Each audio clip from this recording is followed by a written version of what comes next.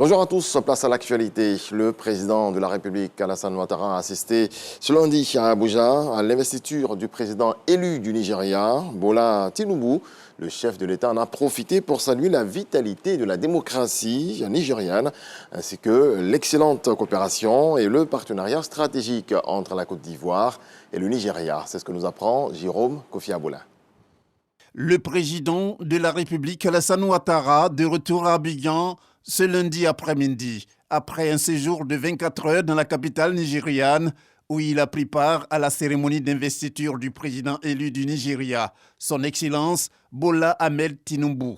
C'est le vice-président de la République, Timoko Melie Kone, qui l'a accueilli à sa descente d'avion. La cérémonie d'Abuja a été notamment marquée par un défilé militaire. Comme le président ivoirien, son Excellence Alassane Ouattara, plusieurs autres chefs d'État et de gouvernement ont rehaussé de leur présence cette cérémonie. En prenant donc officiellement fonction, le président élu du Nigeria, Bola Ahmed Tinubu, devient ainsi le successeur du président sortant Muhammadu Buhari, qui lui quitte le pouvoir après avoir assumé 2 mandats consécutivement, comme le veut la constitution nigériane. Saison des pluies, des sites à risque d'égarpille bénéficient de travaux d'aménagement. Ces sites ont été visités ce lundi par le ministre de l'Hydraulique, l'Assainissement et de la Salubrité, Bouaké Fofana. Regardons. Dans les communes de Bingerville et de Yopougon, plus précisément dans les quartiers de Figuegayo et Siporex, des opérations de curage de caniveaux ont été lancées par le ministère de l'Hydraulique, de l'Assainissement et de la Salubrité. Des travaux qui se déroulent en prévision de la saison des pluies. Ce travail a commencé depuis des semaines. La prévision de la Sodexam nous prévoit de grosses pluies en juin et peut-être en juillet. Donc il était important que je m'assure que ces travaux-là avancent bien. Parce que notre objectif, on l'a dit, le slogan de cette année, c'est saison des pluies sans victimes, c'est possible. À Cocody-Anglais Terminus 81 et dans ce sous-quartier appelé Brésil, les opérations sont beaucoup plus musclées. Il s'agit ici de déguerpir les plus récalcitrants. Il y a un trou qui est là, on a danger. Avant de nous déloger là, il doit nous trouver un coin où on va aller. Je demande au ministre là, ministre qui vient de visiter le terrain là, de nous aider. Opération similaire au quartier Gouro d'Abobo-Belleville, le gouvernement affiche sa détermination à sauver des vies tout en limitant les catastrophes. On est content de la visite du ministre. Ce n'est pas comme ça, puisque le quartier, à un moment, il y a des gens, même compte tenu de l'inondation, ils sont restés. Je me rappelle, en 2016-2017, là-bas, c'est une petite famille qui est restée. Donc chaque fois qu'il pleut comme ça ici, c'est une catastrophe.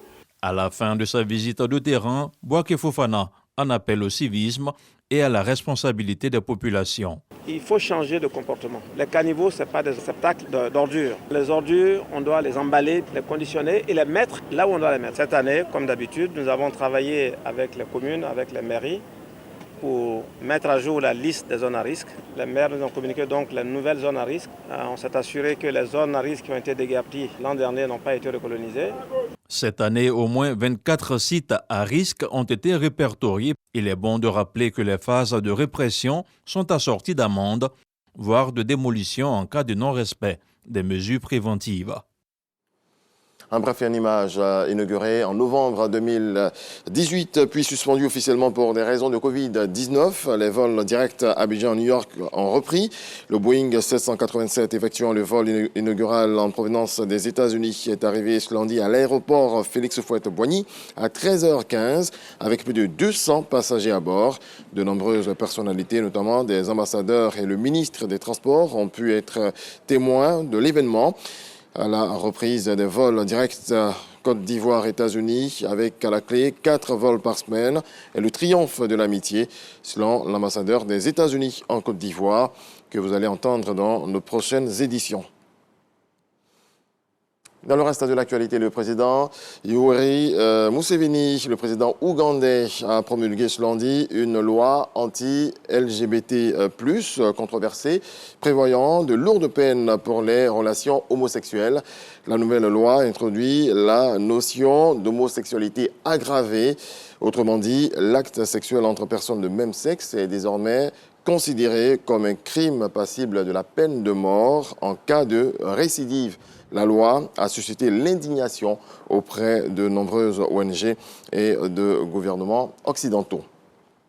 Et puis Kiev a été la cible d'une nouvelle attaque aérienne ce lundi matin, la première en plein jour depuis plusieurs mois. Vers 11h15, plusieurs missiles balistiques ont été lancés sur la capitale ukrainienne par l'armée de l'air russe. La défense antiaérienne a abattu ces projectiles et les habitants pris de court se sont rués aux abris dans le métro. Voilà qui marque la fin de ce point de l'actualité. Nous reviendrons à 7h.